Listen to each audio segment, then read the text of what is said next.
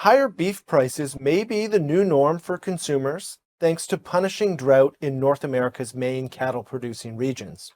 Cattle numbers have fallen after years of extreme dry weather because there isn't enough grass in places like Alberta and Texas to support large herds. In fact, the owner of Calgary butcher shop Master Meats says that fewer cattle means less beef production and higher wholesale and retail prices, noting that he's already paying 40% more for beef than last year. And most recently, we saw something called ungraded beef from Mexico winding up on Canadian grocery store shelves. Joining us now to discuss the latest for beef products is Dr. Sylvain Charlebois, Director of the Agri-Food Analytics Lab at Dalhousie University.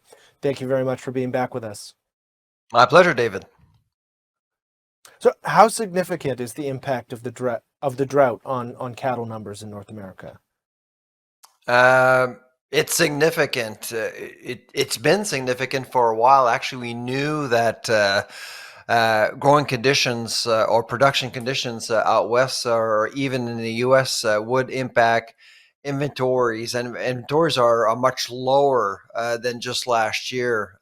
Typically, beef producers would just bring cattle to slaughter quickly just to save some money because feeding cattle is more expensive, because feed is more expensive, etc. So it was actually in Canada's food price report in December. We are expecting meat prices to go up by as much as 7%, and that's mainly because of beef.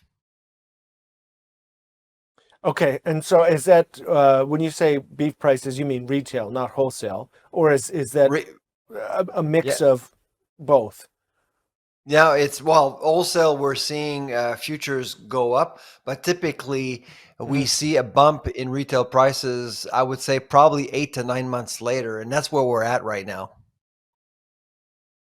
And we've seen some reports of ungraded beef from Mexico on Yes. Canadian grocery store shelves. Is that in response to the issue of price and still trying to be able to offer consumers beef that's at the price points that maybe they're used to?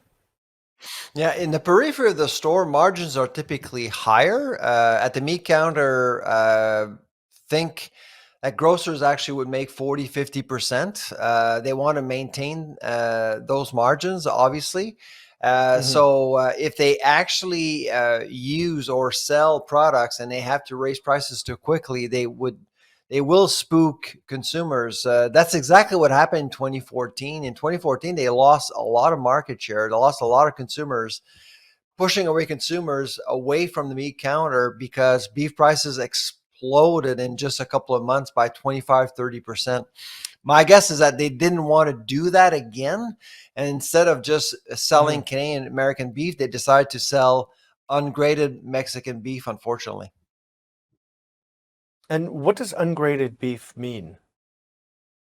It doesn't mean unsafe. I know a lot of people think that it is unsafe or it's coming from Mexico. That's not exactly the case. Really, ungraded Mexican beef means that the grading system in Mexico is very different. However, and this is a big however, we don't know exactly what is in those packages. Typically, ungraded Mexican beef would come from older bulls or cows. So the quality probably would be questionable compared to products that we would get here. And just to clarify here, that just may mean the grade is different, but that doesn't implicate any safety concerns or anything like that. That's right. Yeah. So it's not Okay. necessarily products that are unsafe. And to be honest, David, I don't think grocers want to sell unsafe food. Yeah, no, no, of course, of course. How do we get back on track here in terms of beef production in Canada?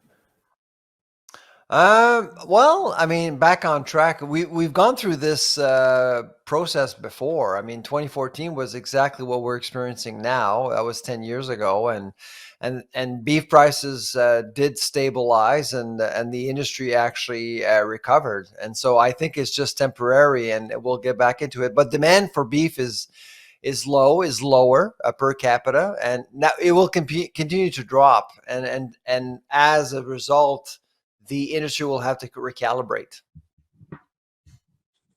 Dr. Charlebois, thank you very much for your time. My pleasure.